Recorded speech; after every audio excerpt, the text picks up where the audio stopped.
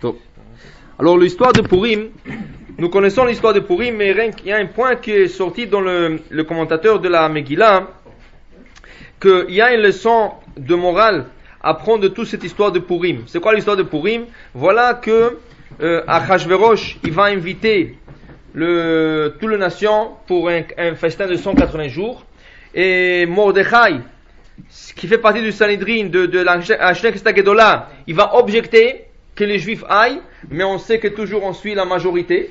Alors lui, il était minoritaire par rapport à eux, et ils avaient un argument: si on va pas, écoute, qu'est-ce que Achashverosh va penser de nous, qu'est-ce que les nations du monde vont penser de nous. Alors dans ce cas, ils sont passés au vote, ils étaient plus majoritaires, et ils sont partis à se micheter. Donc, à la fin, quand l'histoire commençait à tourner mal pour l'âme Israël, que Haman, il s'est levé. Pourquoi il s'est levé? Alors il faut voir, si vous regardez la Megillah, on a dit que déjà, c'est pas une histoire de 5 minutes, ni de 35 minutes de lecture qui s'est passé comme ça. C'est une histoire de 9 ans. Depuis le 3e jour du roi Achashverosh, jusqu'à 3e année le roi Achashverosh, jusqu'au 12e année du roi Achashverosh, ça veut dire 9 ans. Mais le décret de Haman a commencé le 7e année. Si vous regardez la Megillah, vous allez voir que Haman et Achashverosh s'assoient à la 7e année du royaume du roi Achashverosh pour écrire le décret. Qu'est-ce qui s'est passé durant 4 ans, depuis 3 à 7? Akadosh Baruch Hu qui attendait le jour de Kippour, qu'Am Israël fasse Teshuvah, il ne l'a pas fait. Ça veut dire qu'Akadosh Baruch Hu leur a donné 4 Kippour à faire Teshuvah. Il n'y avait pas de Teshuvah.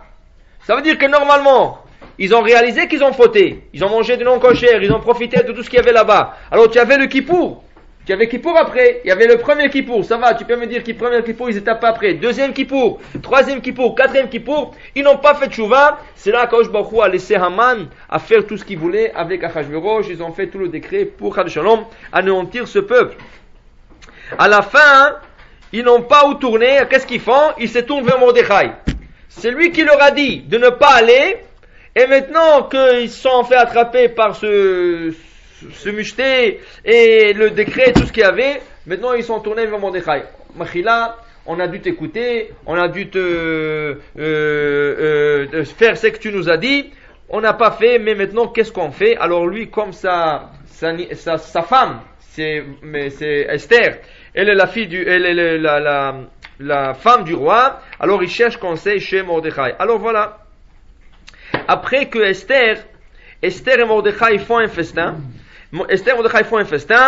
voilà, dans ce festin, le 2e jour du festin, le peuple juif va être sauvé parce que les choses vont commencer à tourner. Maintenant, quand Achashverosh, il le dit à Mordechai et Esther, écoutez, quelque chose qui a été signé par la bague du roi. Quand le roi fait un décret, il a signé, l'onitan la achiv. C'est quelque chose qui est irréversible. C'est ça? Mais, il leur dit, je peux vous donner un papier. Il leur dit, je peux vous donner un papier. Ve'atem kitvu ala Yehudim katov be'enechem b'shem hamelech ve'chitmu betabat hamelech kichtav asher nichtav b'shem hamelech ve'nachtom betabat hamelech en le'ashib. Je peux vous donner un papier d'écrire sur les Juifs tout ce qui est bon à vos yeux. Au nom du roi, scellez ce papier avec la bague du roi, mais tout ce qui a été décrété déjà, je ne peux pas renverser. Alors je peux vous donner un papier. Normalement, c'est pas comme ça qu'il fallait écrire. Normalement, il doit leur dire, Vatem kitvu, pas la Yehudim. Vous écrivez maintenant sur le juif, pas sur le juif, sur le goïm. Vous avez le droit d'écrire, de faire tout ce que vous voulez avec les nations du monde qui vont venir vous attaquer. Et vous le scellez avec Tabat HaMelech, avec le sceau du roi, et là, tout ce que vous voulez écrire, vous pouvez écrire. Pourquoi là, le verset il dit Vatem kitvu ala Yehudim, écrivez sur les juifs? Non, écrivez sur les nations du monde que vous avez le droit de vous défendre. Alors regardez qu'est-ce qui est arrivé ici. Ce qui est arrivé ici, Mordechai, il a pris le décret de Haman et tout ce qu'il a fait, il a déplacé une virgule. Comme Achashverosh lui dit, je ne peux pas renverser le décret, très bien. Mordechai dit, alors je vais prendre le même décret, je vais prendre la virgule là où Haman l'a mis et je la déplace. Et le décret va rester le même avec un sens complètement différent. Alors voilà qu'est-ce qu'Aman il écrit sur les Juifs? Alors il écrit comme ça, Venishloach Sefarim. Aman envoie des livres, Biad Aratzim, dans la main de mensager, El Kol Medinot Amelech, dans tout le pays du roi, les Hashmid, l'Aro, Goulabed et Kol Ayudim, détruire, tuer et anéantir tous les juifs, Minar Vadzaken, jeunes jusqu'au âgé, Taf Venashim, des enfants et des femmes, Biom Echad, une seule journée, qui est le Shloshasar, le Chodesh Shnemasar, c'est le 13 du 12e mois qui est Chodesh Adar, Ushlalam, la vose et le boutin, ils peuvent le prendre pour eux. Qu'est-ce qu'il fait Mordechai? Il prend le même livre et il déplace une virgule. Regardez. Venishloach Sefarim, on envoie des livres, Biadaratim, dans les mains de tous ceux qui sont le messager, El Kol Medinot Amelech, à tout le pays du roi, les Hashmid, la Arog ou la Abed, et Kol Ayudim. Tuer, anéantir tous les juifs. Qu'est-ce qu'il fait, virgule, Minar Vadzaken, depuis le jeune jusqu'à le plus âgé, Taf Venashim, jeune, enfants et femmes. Vient Mordechai, il utilise le même mot, il déplace la virgule. Les Hashmid, la Arog ou la Abed, et Kol, virgule. Tuer, anéantir tout le monde, virgule. Qui c'est qui va le faire? Yehudim. C'est les juifs qui ont le droit de le faire. Avant la virgule était après le mot Yehudim. Ça veut dire à qui on va tuer, anéantir? Les juifs. Virgule. Qui les juifs? Le grand, le plus petit, la fin. Maintenant la virgule vient avant le mot Yehudim. Les Hashmid, la Rog, la Abeg et Kol, virgule. Tout le monde. Qui c'est qui va le faire? Yehudim. Les juifs vont le faire. Ça veut dire qu'il va utiliser le même mot de Haman en déplaçant une petite virgule, et c'est comme ça que toute l'histoire va changer. Tu vois qu'est-ce qui fait une virgule? C'est-à-dire qu'une virgule est très importante du judaïsme. Vous connaissez tous cette histoire qui est apparue dans le J-Mag. C'est ça qu'il y avait quelqu'un qui a demandé à un rabbin que pourquoi le rabbin sont si pointilleux, chaque chose il faut faire comme ça, c'est pas comme ça, et vraiment des détails, faut que tu fais attention à ça, pourquoi ils peuvent pas être plus cool? C'est ça? Et le rabbin, il lui a répondu comme réponse, c'est ça, que quoi? Il lui a dit que je m'excuse si la réponse tarde, mais j'ai essayé déjà de t'envoyer la réponse, mais après ton adresse email, j'ai oublié de mettre .com. Alors il a écrit son nom, com. Il a dit, parce qu'il n'y avait pas .com, le message est retourné. Il lui a dit, mais il faut parler à Bill Gates. Qu'est-ce que ça veut dire ça? À cause que j'ai oublié .com, j'ai mis com, ça marche pas. Quelle stupidité. L'ordinateur ne peut pas comprendre si on oublie un point. Qu'est-ce que tu vois? Que tout le monde est basé sur l'informatique. Un point peut changer toute une adresse et ça livre pas le message. La même chose. Un point de Chachamim à sa place, une virgule à sa place, ça peut changer toute une histoire de Am Israël. Voilà, une virgule a changé toute l'histoire. Une petite virgule, tu as mis en différente. Tu as utilisé le même mot, la différente virgule. Comme quelqu'un qui sait pas lire. Alors il va tuer. Et le juge lui dit pourquoi tuer? Il dit parce que c'est écrit dans le 10 commandements. Où c'est écrit? Lo, tirtzar. Non, tu peux tuer, ça. On lui te dire, lo tirtzar. Il lui dit non, virgule, tu peux tuer, vas-y, ça. Lo, tignov, non, tu peux voler. Tu sais qu'est-ce que c'est une virgule? Tu la places, tu es mal place, tu peux détruire le monde. C'est ça? Mais maintenant, qui c'est qui a le droit de placer cette virgule? Seul le Chachamim. Seuls eux, ils ont le pouvoir de la Torah de le faire. Pourquoi? La Torah a dit tout ce qu'ils te diront, tu feras, l'otasur yamin ou small, tu bougeras pas ni à droite ni à gauche. Qu'est-ce que c'est yamin ou small, ni à droite ni à gauche, dit Rashi? Même si le rabbin, le chacham, il te dit, écoute, ta droite c'est pas la droite, ta droite c'est ta gauche. Et ta gauche, c'est ta droite. Et toi tu dis, qu'est-ce qu'il parle? Depuis, je suis pas né aujourd'hui, moi. Moi, je sais que ça, c'est ma droite, ça, c'est ma gauche, ça. Qu'est-ce qu'il va me dire maintenant? Qu'il faut que je change la main ou sur laquelle je pose le téphilim. C'est ça? Et tu te dis, impossible. La Torah te dit, tout ce qu'il te dira, tu feras. L'otasour, tu n'as pas le droit de désobéir. Tu es obligé de suivre à la lettre. À la lettre. Pourquoi? Alors, le Ramban, le Nachmaïd explique pourquoi. Parce que si le Rav, il te dit cela, ça veut dire qu'il avait une certaine vision qu'Hachem lui a donnée pour te dire cela. Et tu n'as pas le droit de désobéir. C'est ça? Par exemple, le premier dans l'histoire juive, qui a obéi à un rabbin, c'est qui? Le premier dans l'histoire juive qui a obéi à un rabbin, c'est qui? Je sais pas moi de quoi. Non. Oui, qui c'est qui a le premier dans l'histoire juive, dans l'histoire d'Am Israël, qui a obéi un rabbin? Qui c'est? Pas Eliezer. Yitzhak Avinu. Pourquoi Yitzhak Avinu? Qui c'est son rave? Son père, Abraham. Abraham, il a 37 ans, Yitzhak, et son père lui dit, tu sais qu'est-ce qu'Akadosh Baruch Hu m'a dit de te faire? De te ligoter et de te gorger. Dit le Khatam Sofer. Le Khatam Sofer dit, mais qui c'est à 37 ans qui va écouter son père? Bon, tu peux écouter son père, mais te donner à tuer, qu'à ton père te tue, tu te laisses comme ça à 37 ans, tu dis rien. Et en plus, il sera, qu'est-ce qu'il lui dit? Alors dans ce cas, tu m'attaches bien pour que je bouge pas. J'ai peur de la peur, je vais bouger, et la shrita va pas être cachère, alors tu m'attaches bien, alors il va le ligoter. Dit le Khatam Sofer, Yitzhak s'est annulé envers son père. Alors pour ça, le Khatam Sofer, lui, pourquoi il dit ça? Il dit ça pour expliquer pourquoi on appelle Akedat Yitzhak. Qui c'est qui a ligoté qui? Qui c'est qui a ligoté qui? Le père a ligoté son fils. Alors il fallait dire Akedat Abraham, c'est Abraham qui a ligoté. C'est ça? Mais pour te dire, non, Yitzhak se laissait.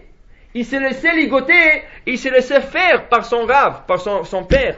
Alors, le jour de Rosh Hashanah et le jour de Kippour, tu vas mentionner le mérite de qui? Pas d'Abraham. Tu vas mentionner le mérite de Yitzhak parce qu'il a obéi son rave. Parce qu'il a obéi, c'est ça le mérite de Rosh Hashanah Kippour.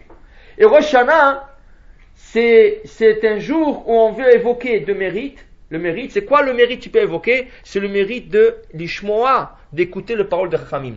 Dans Rosh Hashanah, dans Masechet Rosh Hashanah, il y a un Gemara qui parle du calcul du Rosh Chodesh, du Rosh Hashanah, c'est-à-dire du Rosh Chodesh.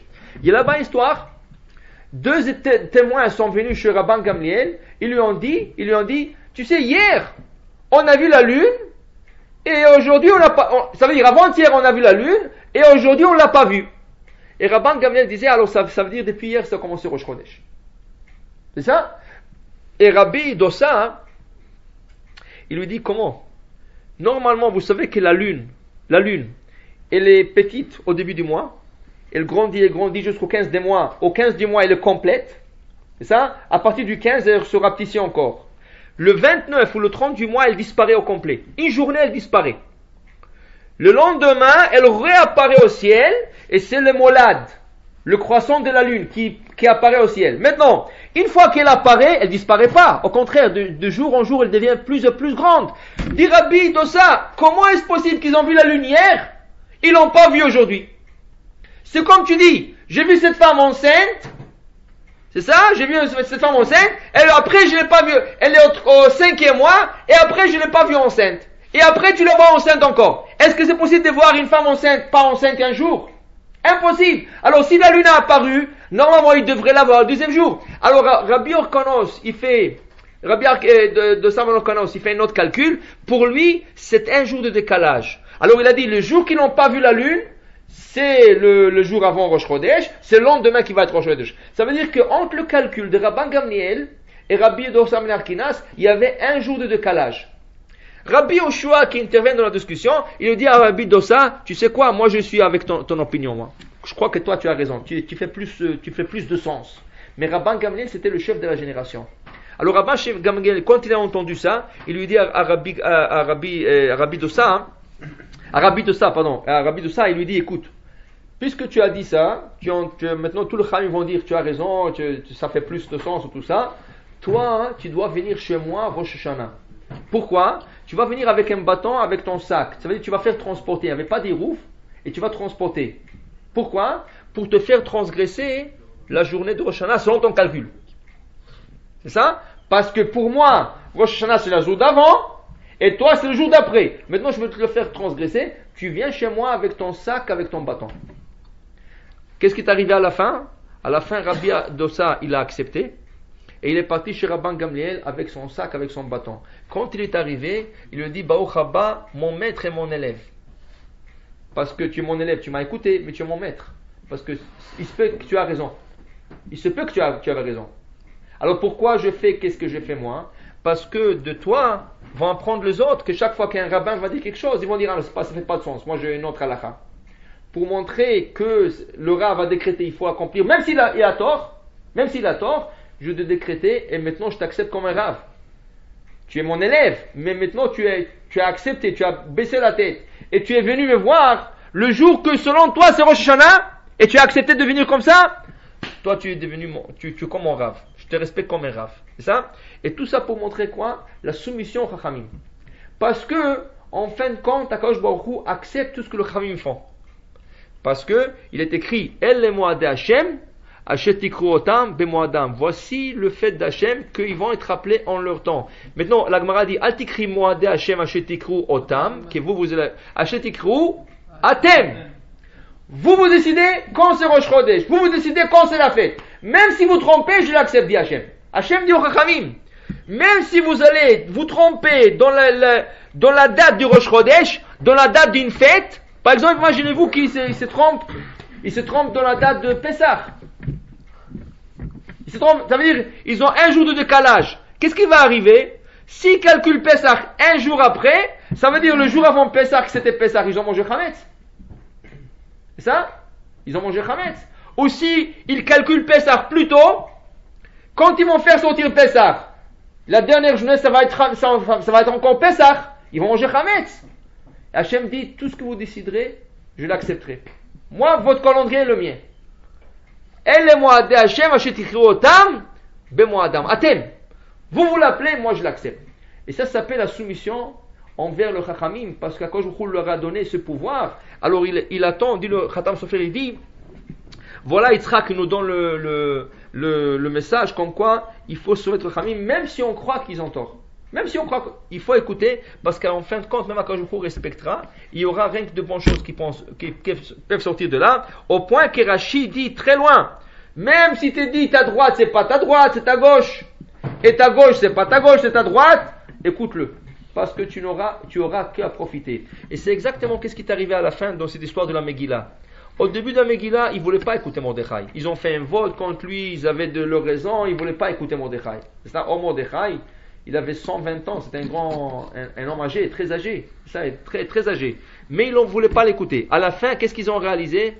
S'ils l'auraient écouté, ils n'avaient que à gagner. Ils n'avaient que à gagner. Et c'est ça qu'on dit. Quand quelqu'un il entend la Torah, il a qu'à gagner. Alors dans la Torah, on a un passage comme ça. Regardez, dans l'histoire du Vaudor, qu'est-ce qui arrive dans l'histoire du Vaudor? Moshe disparaît apparemment. Il y a un décalage de 6 heures, il disparaît. Et le peuple se dirige vers Aaron. Et qu'est-ce qu'ils lui disent? Koum aseh lanu Elohim. Lève-toi et fais-nous un Dieu. C'est ça? Asher lechou lefanenu, un Dieu qui va nous diriger. On ne veut pas Avodah Zara, on va quelqu'un qui nous dirige. C'est ça? Aaron a vu qu'il n'y a rien à faire, alors il a essayé de gagner du temps, mais ça n'a pas marché. À la fin, il y avait le veau d'or qui est sorti. Mais toute la faute, c'est pourquoi? Au lieu de venir chez Aaron, il lui dire, hey, qu'est-ce qui se passe? Où est notre maître Moshe? Où est-ce qu'il a disparu? Qu'est-ce que tu conseilles à faire? Parce que Moshe Rabbeinu, avant de monter, qu'est-ce qu'il leur a dit? Si vous avez le moindre de problème, il y a mon frère Aaron, il y a le Zekilim, 70 sages qui sont là, demandez-leur, ils vont vous éclairer. C'est ça? Au lieu de demander, ils sont venus avec une commande. Koum, lève-toi Aaron, fais-nous un Dieu. C'est ça? Et c'est ça qui a causé, au lieu d'écouter les Chachamim, ils ont donné de la commande aux Chachamim. Qu'est-ce qui est arrivé à la fin? Le veau d'or. Quelle était la réparation de toute cette histoire? Si vous regardez Parashat Pikoudé, quand on va parler du conte du Mishkan et tout ce qu'ils ont fait dans le Mishkan, après chaque ustensile qui va être construit, la Torah dit comme ça, Ka'asher tziva Hashem et Moshe, comme Hashem a recommandé à Moshe de faire chaque chose. On parlait du Choshen, Ka'asher tziva Hashem et Moshe. On parlait de la table, Ka'asher tziva Hashem et Moshe. Et on parlait de n'importe le quoi, quand il faisait le Chatzer, n'importe quoi, Ka'asher tziva Hashem et Moshe. Combien de fois? 39 fois, Ka'asher tziva Hashem et Moshe. Ka'asher tziva Hashem et Moshe. Pourquoi? Pourquoi Ka'asher tziva? Parce que le Mishkan était la réparation du veau d'or. Et le veau d'or, c'est quoi? La désobéissance au Chachamim.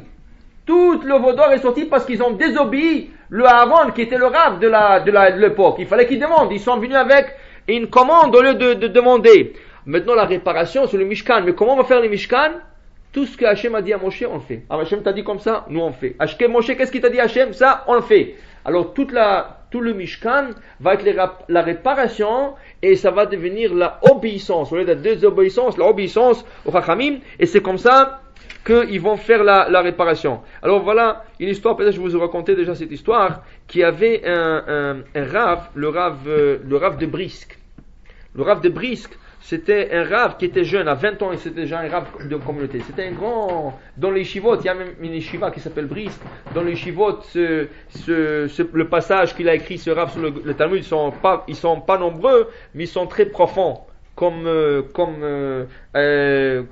développement de Sugia, de texte. Alors ce Rav-là, à 20 ans, il était nommé dans une ville, et comme il avait 20 ans, il y avait certains qui n'avaient pas beaucoup de respect, il est jeune, il n'a pas... Ok.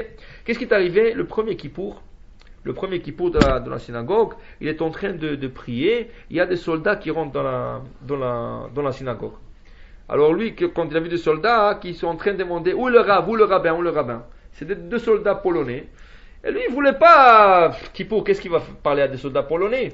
Alors il s'est fait comme s'il ne les a pas vus, il s'est mis le talit, il faisait comme il priait. Alors, il ne voulait pas se déclarer, et ils attendaient. Et comme il s'est pas tourné vers eux, ils sont partis, et après ils sont revenus 2 heures plus tard. Il revient 2 heures plus tard, où le Rav, et lui il les a vus encore, il s'est couvert encore le talit, il a commencé à comme s'il faisait la Hamida, et ils ne voulaient pas le déranger, ils sont partis, ils sont revenus une 3e fois. Là les gens ils disaient, mais qu'est-ce qui se passe là, il faut savoir. Alors il y a quelqu'un qui leur demande, dis-nous, mais qu'est-ce que vous voulez du Rav? Il dit non, parce qu'il y a un juif dans la prison, on va le tuer bientôt, mais on lui a demandé qu'est-ce que tu veux comme dernière chose, il nous a demandé que parler à un rabbin pour qu'il fasse la confession. Hacham nous, Bagad nous, avant qu'on le tue. Alors le Kal commençait à discuter, il dit, mais dis-moi, ce rabbin-là il va pas bouger. Il faut une mitzvah si grande d'aller à la prison, faire une confession à un juif qui va être tué, tout ça. Mais le Rav ne voulait pas rentrer dans cette discussion. Alors il y a un qui se déclare, il leur dit aux 2 soldats, écoutez, moi je suis un rabbin aussi. Prenez-moi à la prison et moi je fais la confession à ce juif parce que c'était mitzvah pour nous. Donc, ils l'ont pris. La prière a continué, il y avait des gens qui parlaient pour le rabbin, contre le rabbin, toute une histoire. Après, quand Kippour est terminé, le rabbin est en train de plier son talit, il y a 2 autres soldats qui rentrent dans la salle. Où est le rabbin? Là, Kippour est fini. Il leur a dit, c'est moi le rabbin, qu'est-ce qu'il y a? Il y a un problème? Il dit oui. Il dit, heureusement que vous n'êtes pas parti. Où? À la prison. Pourquoi? Parce qu'on a fait une erreur, c'est pas celui qu'on doit tuer, c'est pas ce juif. Il y a quelqu'un d'autre, un goy qu'on doit tuer. Heureusement que vous n'êtes pas parti, parce que si vous serez parti, on l'aurait tué, ça serait grave. Donc, alors lui, il est en train de plier le talit. Entre temps, il y a l'autre qui est parti, qui revient. Et il dit, vous voyez, vous n'êtes pas parti, au moins moi je suis parti, j'ai fait une mitzvah, je l'ai fait vidou et tout ça. Il vient de réaliser, il l'a fait vidou, ils l'ont tué, c'est à cause de lui. Ça veut dire que s'il ne serait pas parti, un juif serait sauvé. Mais puisqu'il est parti, voilà qu'est-ce qui est arrivé. Pour dire que des fois tu vas être chacham, ça. Lui, est-ce qu'il savait, le Rav, est-ce qu'il savait qu'il y aura, c'est toute une erreur et tout ça? Non. Mais il avait une inspiration divine qui lui disait il faut pas aller. Des fois tu as un sentiment, il faut pas faire quelque chose, tu sais pas pourquoi. Est-ce que tu sais pourquoi? Non. Tu as un sentiment que... Alors, voilà. Il y a une histoire comme ça, avec le Rishon LeZion d'Israël. Il y avait un Rishon LeZion, Rabbi Yaakov Eliashar. Rabbi Yaakov Eliashar, c'est un des Rishon LeZion d'Israël. Un jour, il reçoit une lettre dans son bureau du gouvernement de la Pologne. Ils lui disent, le gouvernement lui dit, il y a en Israël 2 juifs qui ont fait la Aliyah, mais ils ont tué beaucoup de goïms en Pologne. Et le gouvernement polonais demande qu'en quoi Israël livre ceux 2-là en retour, qui retournent en Pologne pour qu'ils soient condamnés et mériter leur punition. Le Rav, il a dit, c'est très bizarre comme histoire. C'est vrai, je réponds pas. Et les autres continuent à envoyer des lettres. Alors, qu'est-ce qui se passe? On vous a envoyé déjà une première lettre. Qu'est-ce qui arrive et tout ça? Et le Rav l'ignorait. Parce qu'il n'avait pas un bon feeling. Bon, d'abord, il a convoqué ces gens. Pour leur demander, alors, qu'est-ce qui se passe? Vous avez tué quelqu'un? Il dit non, jamais de la vie, on a fait l'aliyah, mais on n'a pas fait tout ça. Donc, après 1 mois qu'il n'a pas répondu, il y avait des lettres. il y a une lettre qui est envoyée au rabbinat d'Israël, remerciant le Rav de ne pas répondre à l'appel de ce gens-là. Pourquoi? Apparemment, c'était tout un complot. Et si le Rav aurait répondu, eux, ils attendaient seulement la réponse du rabbin qui disent oui, on va les condamner et tout. S'il aurait rien dit, ils auraient fait un programme dans la communauté juive en disant voilà, des juifs qui ont tué des goïms, ils sont sauvés en Israël. Le fait qu'il n'a pas répondu, entre-temps, ça a permis de trouver que tout ça c'était un complot et la communauté en entier a été sauvée. Maintenant, pourquoi il n'a pas répondu? Il ne sait pas. C'est un feeling. C'est un feeling, on ne sait pas. Mais un autre qui t'aurait dit, mais attends, tu mets en danger tout Israël, tu mets en danger toute la communauté là-bas et tout ça. Quand la Shurim Roulecha, tu ne bougeras pas de tout ce qu'ils te disent, Yamin ou Small. Et si tu écoutes, voilà qu'est-ce que seront les résultats. Alors ici, dans l'histoire de la Megillah, la réparation était quoi? Là, la faute est venue comment? Ils ont désobéi Mordechai. Et la réparation, c'est quoi? Comment? C'est Mordechai qui les a sauvés. Et Hachem qui lui a éclairé comment leur sauver. Parce qu'en vérité, c'était impossible presque de leur sauver. Impossible. Parce qu'il leur dit, Achashverosh le dit, je vais bien vous aider. Mais on ne peut pas retourner qu'est-ce que j'ai écrit. On ne peut pas. Alors si on ne peut pas retourner qu'est-ce qu'il a écrit, qu'est-ce qu'on va faire? Et c'est là qu'Achashverosh a éclairé de bouger une virgule. De prendre le même décret, faire bouger une virgule, au lieu qu'on dit de tuer et d'anéantir les juifs, de tuer et d'anéantir, virgule, qui c'est qui le fera? Les juifs. Et c'est comme ça, il a sauvé tout le juif dans Shushan, tout le juif partout au monde, et grâce à ça, on a eu la fête de Purim, qui veut dire que Purim, c'est la Gemara, regardez, dans Purim, c'est écrit, Kimu ve kiblo Yehudim. Ils ont accepté le juif. Qu'est-ce qu'ils ont accepté? La Torah orale. Pourquoi la Torah orale? Parce que le juif, devant le mont Sinaï, il voulait accepter que la Torah écrite, pas orale. Et c'est pour ça qu'il a pris la montagne Hachem, il les a renversés par-dessus la tête en leur disant, si vous acceptez, ça va, sinon c'est là-bas que vous allez mourir. Purim, ils ont réalisé que sans la Torah orale, ils ne peuvent pas vivre. Pourquoi? Au début, ils croyaient que la Torah orale, c'est trop. Les Chachamim, chaque fois, ils vont nous sortir une barrière, une loi, fais ça. Et nous, on veut faire qu'est-ce qui est écrit dans la Torah. Mais à la fin, à Purim, ils ont réalisé, s'ils n'auraient pas écouté Mordechai, ils seraient morts. Alors, Kimu ve Kiblu, à Purim, ils ont reçu de nouveau la Torah orale. Écrite, ils l'ont reçu déjà, à Sinaï. C'est la orale qu'ils n'ont pas reçue de volonté, ils l'ont reçue à force. Le Purim, ils l'ont reçu à volonté. Pourquoi? Parce que toute l'histoire de Purim, c'est quoi? Que d'écouter, d'obéir les paroles de Chachamim. Dans ce cas, c'était le Mordechai qui les a sauvés. Alors, ça tournait à une fête. Quand Am Israël écoute Akadosh Baruch Hu est prêt à exaucer et à faire tout ce qu'il veut. Que ce Purim se passe dans la joie. N'oubliez pas que demain c'est le jeûne public. Ça commence à 5h45. C'est lui ou n'importe quelle heure là au monde, là où ça commence au monde, selon l'aube, l'heure de l'aube. Et toujours celui qui veut se réveiller, prendre un café ou manger quelque chose, il doit faire une condition avant d'aller dormir et dire si je me réveille à temps, je pourrai manger, mais il doit se lever un peu plus qu'une demi-heure avant. Ça veut dire que si par exemple c'est 5h45 début de jeûne, tu dois commencer à 5h14, 5h13, 5h10. N'attends pas 5h15 et une seconde pour commencer parce que là tu es trop tard. 5h, 5h5, 5h, là tu commences une demi-heure avant et là tu peux manger et boire jusqu'à 5h45. 5h45 tu arrêtes et tu commences le jeûne. Et comme on a dit, normalement ce jeûne-là s'ouvre pas jusqu'après la lecture de la Megillah. Alors on va être à jeun, mais n'oubliez pas que Purim, il faut aller à la synagogue avec les avis du Shabbat. Purim c'était une fête de très haute élévation spirituelle. C'est ça? Alors on va pas venir en jeans, à moins que tu te déguises en cow-boy. Si tu es cow-boy, tu peux venir en jeans. Mais sinon, c'est ça, ou je sais pas, une casquette, à moins que tu es un joueur de baseball. Mais pas Purim. Purim, on est shabbatique. C'est un déguisement de Shabbat, si vous voulez. À moins que si quelqu'un vraiment veut se déguiser, alors c'est son droit. Mais sinon, il viendra avec la vie de Shabbat.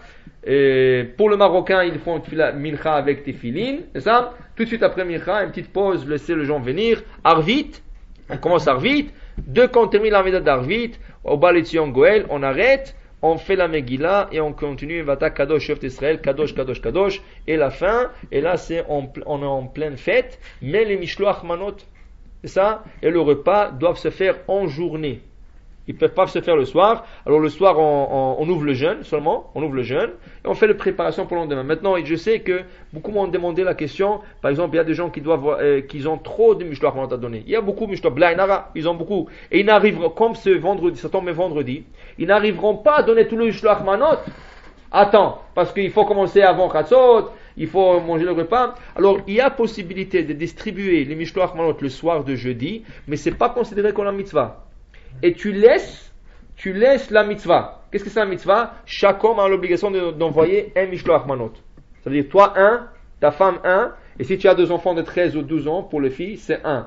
Alors, par exemple, si toi et ta femme, tu es seul, tu as 2 mishloach manot à envoyer. Alors, si tu as 5 mishloach manot et tu dis, demain, j'aurai pas le temps, je travaille, ou n'importe quoi, tu peux envoyer 3 le soir, de distribuer. C'est pas la mitzvah, mais au moins tu t'as acquitté la mitzvah, tu t'es quitté ton devoir, on va dire, et tu laisses le 2 obligatoire pour le lendemain pour que tu puisses faire la mitzvah en journée. Le repas du Purim doit se faire en journée. Alors ça veut dire le repas du soir ne compte pas. A priori, le repas doit se faire avec du pain. Selon Rav Ovadia Yosef, le repas doit se faire avec de la viande rouge, pas du poulet, pas du poisson. Ça, alors carrément, il faut se faire netila. Les Marocains, ils ont une coutume, ils font du pain avec un œuf. L'œuf représente l'œil d'Aman. Ça, on mange déjà Ozne Aman, on ajoute l'œil aussi, que son œil crève aussi, c'est ça.